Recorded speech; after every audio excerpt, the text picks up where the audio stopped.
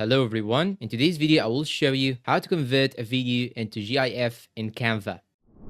I'll leave a link down below in the description. You can click on it and sign in into your account. And after signing in, you will find here this page. Click on create a design, then go to videos, and I'll choose this type of video right here. After you choose the video section, you should now go to uploads, just right here. Then click on videos and search for any video that you want to upload. But here in my case, I'll select this one, for example. I'll add it like this. And here you have the video. You can drag it like this and increase its size. And if you want to remove the audio, just click on the video itself, and here you will find a section called audio. Just click on it and remove the audio. Now, if you want to create it into a GIF, you just have to click on the share button right here, then click on download. And now you will have to click on file type section and choose GIF. After that, click on download, and the video will be downloaded into a GIF into your PC directly.